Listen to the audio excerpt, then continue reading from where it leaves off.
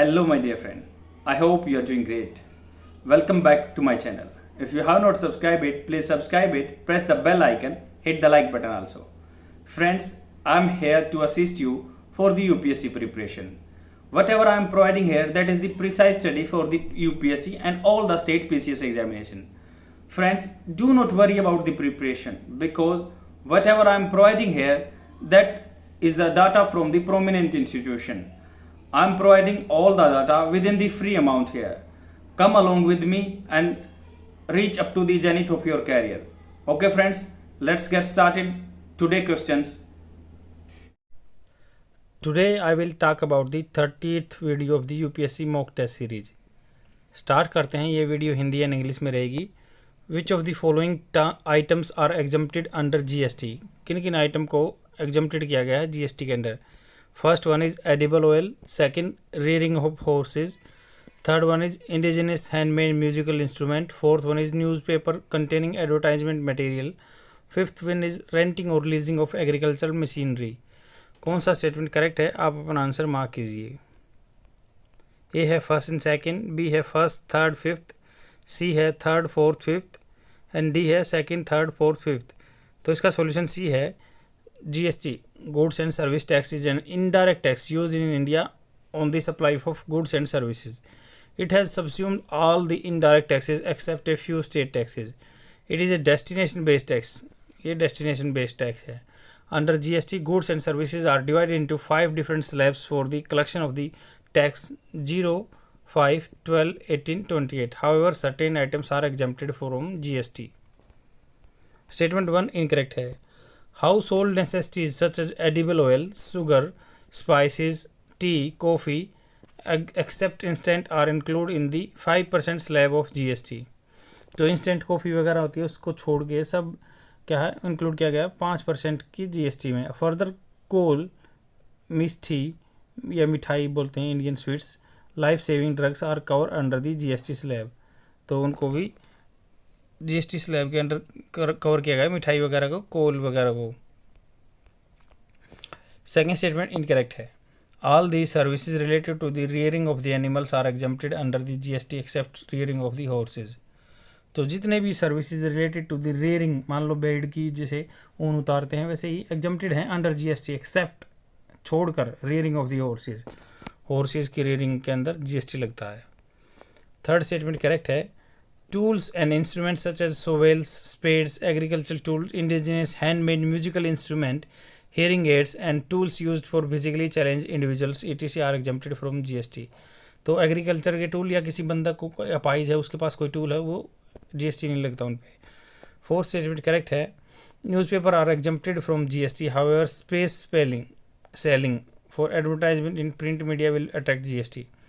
अगर मान लो छोटे से स्पेस में एडवर्टाइजमेंट हो रही है उन पे जीएसटी लगेगा, बाकी न्यूज़पेपर पे कोई जीएसटी नहीं लगता. फिफ्थ स्टेटमेंट करेक्ट है. All the services related to the agriculture investing including harvesting, cultivation, supply, packing, warehouse, renting and leasing of machinery are exempted from the GST. Next question पे चलते हैं. Consider the following statements with reference to the lithium resource. Lithium कहाँ से आता है. The first statement is the triangle of China, Mongolia, Kazakhstan has the largest concentration of the lithium resources in the world. Second, India is the largest consumer of lithium resources in the world. Third one is recently the presence of the lithium resources has been found in Margalla Alapanta region of the Karnataka. कौन सा statement correct है, आप अपना answer mark कीजिए.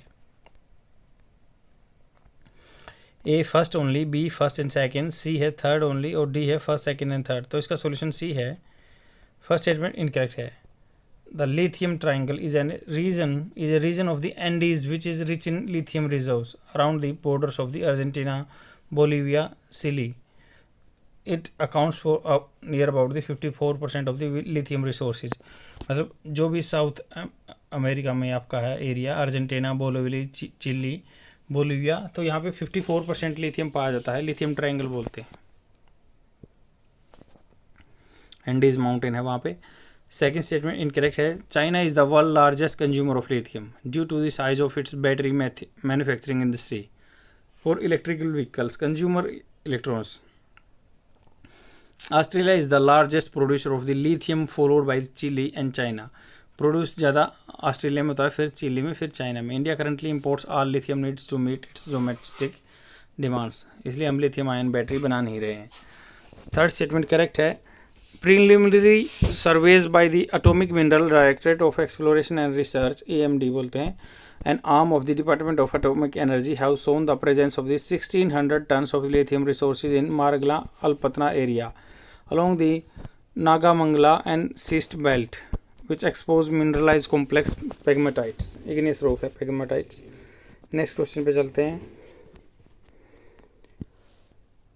Consider the following statements with reference to the citizenship in India. The first statement is the term citizenship is not defined in the Constitution of India but defined in the Citizenship Act 1955. Second, the Constitution provisions related to the citizenship were enforced on 26 November 1949. Third, India follows the principle of jus sanguinis in the determining citizenship rights. Which of the statements given above is or are correct? You have to mark your answer, then only I will reply. It would benefit you for the longer period. A, second only. B, first and third. C, first only. And D, second and third. The correct solution of this question is A. The first statement is incorrect.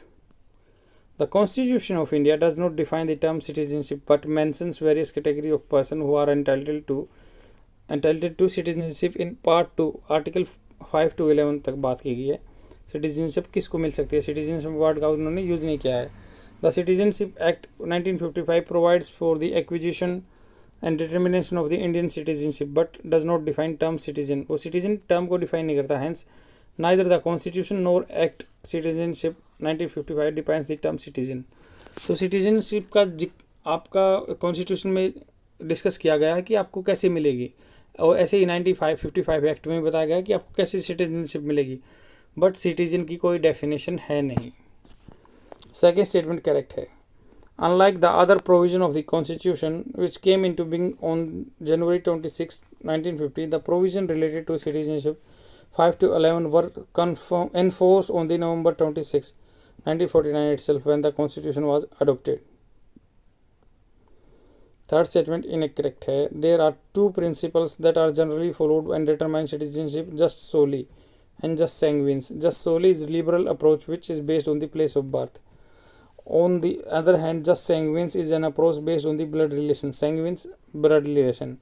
Ethnicity of the parents. During the Constituent Assembly debates, both the approaches were discussed. By rejecting just sanguinis, we adopted the principle of just solely. हमने blood relation का नहीं, just सोली बनाया हुआ है। Next question पे चलते हैं। With reference to the Earth Hour which of the following statements is or are correct? The first statement, it is the initiative of the United Nation Environmental Programme. Second, it encourages people to switch off the lights from 8:30 to 9:30 p.m. as per the local time. Third one is the purpose of this initiative is to save crores of units of electricity in the span of the 1 hour, thereby help make the earth a greener planet. Select the correct answer using the codes given below. आप अपना answer mark कीजिए। A second only, B first second, C third और D first second and third. The solution of this question is A. The first statement is incorrect. Each hour is the initiative of the World Wildlife Fund of the Nature that is began in 2007. It is held every year on the last Saturday of the March. Second statement correct है। It encourages people from the more than 180 country to switch off the lights 8:30 to 9:30 p.m. as per the local time.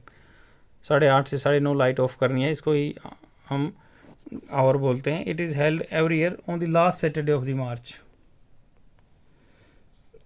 Third statement incorrect है। The purpose of this initiative not to save crores of units of electricity in the span of 1 hour, but the purpose is to refrain from the use of non-essential light to save energy in the symbolic call for the environmental protection. Hence, this initiative is World Wildlife Fund has become a catalyst for the positive environmental impact.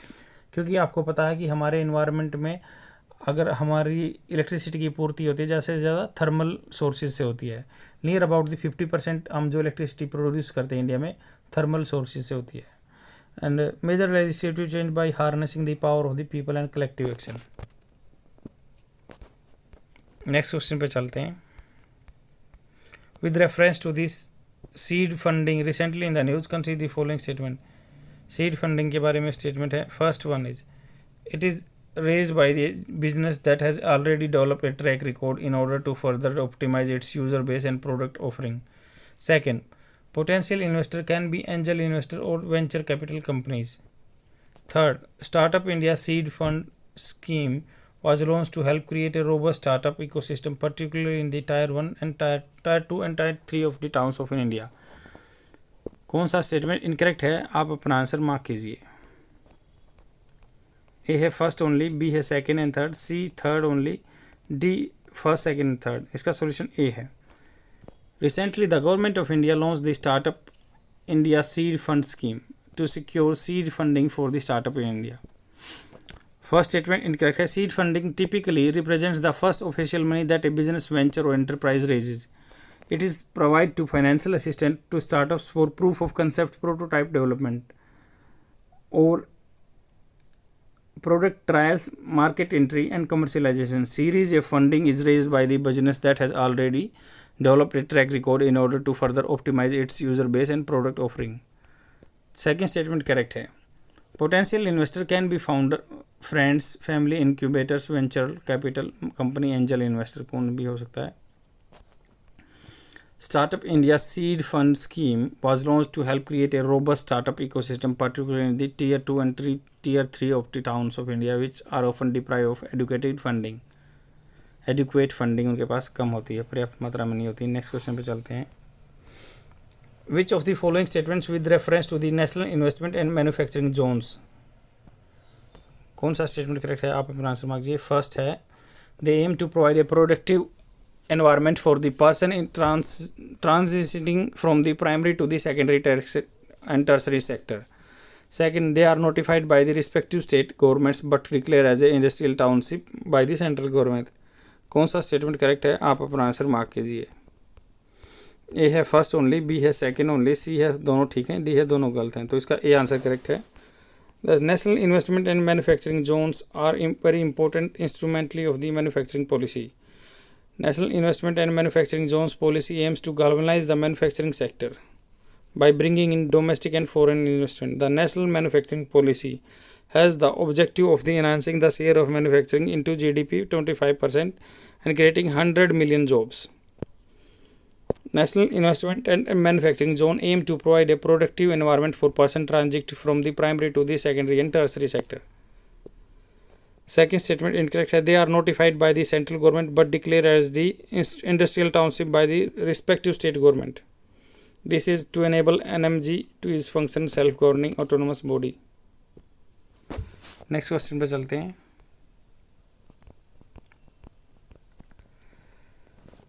Consider the following statements with reference to the methane. Methane के बारे में statement है. First, it is generally produced by the breakdown or decay of organic material. Second, it is responsible for the information of the ground level ozone. Third, its lasts longer, is more potent than the carbon dioxide as a greenhouse. कौन सा statement correct है, आप अपना answer mark कीजिए. A first second, B second only, C third and D first second and third. The solution is A. Recently, a report, Global Methane Assessment Benefits and Cost of the Mitigating Methane Emission, was released and suggested that the world needs to dramatically cut methane emission to avoid the worst of the climate change. Recently, एक report में कहा कि global methane assessment benefits है, cost of mitigating, कम करने का methane का जो pollution है, रिलीज किया गया. Suggested that world needs to dramatically, एकदम से कट मीथेन में emission to avoid worst of the climate change. Climate change ज़्यादा हो रहा है, मीथान का है, कम करना पड़ेगा प्रदूषण. It is produce by the break down of the decay organic material. जो सड़े हुए मटेरियल है उनके डीके होता है, सड़ना होता है. It is introduce into the atmosphere by other natural process like decay of the plants in the wetlands, the seepage of the gas from underground deposits और digestion of the food by the cattle, human activity like petroleum production, rice farming and waste management. Second statement correct है. According to the Climate and Clean Air Conditioning, methane is key precursor gas responsible for the formation of harmful air pollutant and tropospheric ozone, मतलब ground level ozone बोलते हैं, जो harmful होती है, green house के लिए effective रहती है। Globally increase methane emissions are responsible for half of the observe rise in the tropospheric ozone level. Next question पे थर्ड स्टेटमेंट इनकरेक्ट है। Methane is 84 time more potent than carbon dioxide, मतलब carbon dioxide से 84 गुना ये pollution फैलाता है। It does not longest, मतलब long ज़्यादा कौन सा रहता है, CO2 रहता है, मीथेन कम रहता है। As per the Environmental Protection Agency of the US, methane emitted today lasts about a decade on average, which is much less than time the carbon dioxide, which 20 से 200 साल तक रुकती है वो। नेक्स्ट क्वेश्चन पे चलते हैं। With reference to the joint sitting of the both houses of the parliament, which of the statements is or are correct? The first statement is, it is a constitutional mechanism to overcome the situation where there is a deadlock between House of the Parliament and over an ordinary bill. Second, the joint sitting is summoned and presided over by the President of India. Third, a joint sitting has been called only once so far since independence. कौन सा statement correct है, आप अपना answer mark कीजिए। A है first only, B है first and second, C है second and third, D है फर्स्ट सेकेंड एंड थर्ड। तो इसका सॉल्यूशन ए है, फर्स्ट स्टेटमेंट करेक्ट है। The founding fathers of our constitution foresaw situation where there could be a deadlock between the house of the parliament over a bill, therefore they provided a constitutional mechanism to break this deadlock in the form of the joint sitting. Second one is incorrect. The joint sitting is called by the president, but the speaker presides over a joint sitting. In the absence of the speaker, deputy speaker आएंगे, और लोकसभा के में time पे या deputy speaker of the Lok Sabha, speaker की absence में deputy speaker आते हैं, स्पीकर नहीं आते, हमें इस बात का ध्यान रखना है। In his absence the sitting preceded over by the deputy chairman of this Rajya Sabha. If any the above mentioned people are not available, member of the MP can be preside over the sittings by the consensus of the both house. Third statement incorrect है। Since independence 3 joint sittings have been held for the following bill: Dowry Prohibition Bill 1961, Banking Service Commission Repeal 1978 and Prevention of the Terrorism Bill 2002। तो अब तक 3 बिलों पे joint sitting हुई है, 61 में, 78 में और 2002 में। नेक्स्ट क्वेश्चन पे चलते हैं। Consider the following statements with reference to the bank boards bureau. First, it is an autonomous organisation under the ministry of finance. Second, it was establish on the recommendation of the PJ Nayak committee. Third, it has a recommendatory role in the selection of the high level post in the public sector bank. Correct, कौन सा answer correct है, आप अपना answer mark कीजिए। A first only, B third only, C first second, D first second and third. The solution is D. Bank Boards Bureau is the autonomous body of the Government of India under the Ministry of Finance. Bank Board Bureau comprises the chairman, ex officio member, that is Secretary Department of Public Enterprises, Secretary of Department of Financial Service and Deputy Governor of the RBI, and 5 expert members, 2 of whom are from the private sector. Second statement correct है क्योंकि सभी correct है इसमें। It was set up in the 2016 based on the recommendation of the PJ Nayak committee as a part of the Indradhanush plan towards the governance reforms in the public sector bank. Third statement correct है। It is task to search and select apposite personage from the board of the public sector banks, public sector financial institution and public sector insurance company, and recommended measures to improve the corporate governance in this institution. However, it is the only a recommendatory body. The Ministry of Finance takes the final decision on the appointments in consultation with the Prime Minister office. Next question पे चलते हैं। With reference to the blood fungus infection recently in the news, consider the following statement. First, it is caused by a group of molds present naturally in the environment. Second, patients recovering from the COVID-19 are vulnerable to the disease. Third, no treatment of this infection is presently available. कौन सा statement correct है, आप अपना answer mark कीजिए। A है first only, B है second and third, सी है first second, D है तीनों ठीक हैं। तो इसका सॉल्यूशन C है। Recently, the doctors in India have started reporting about a rare but serious black fungus infection in the COVID-19 patient in some states. The aggressive infection affects the nose, eye and sometimes brain and even lungs. फेफड़ों को भी effect डालता है. First statement correct है. It is caused by group of moulds, इनको बोलते हैं mucormycetes, present naturally in the environment. Sinus and lungs are infected. Individual get affected by their inhaled fungal spores from the air. Second statement correct here. It's mainly affects people who have weak immunity. For example, people who are on the medication for the health problems that reduce their ability to fight environmental pathogen. Doctors in the some states have noted a rise in the cases of the mucormycosis among the people hospitalized and recovering from the COVID-19. Third statement incorrect. Treatment is available at the present. It is treated with the antifungal. The treatment includes infusion of the normal saline before infusion of the amphotericin B antifungal therapy for the at least 4 to 6 weeks. Amphotericin नाम है B. ये आपका हिंदी में answer provide किया हुआ है. That is all for today. I will come tomorrow with more questions. Please share my video among your friends so that they can get benefited. Thanks for watching. Bye.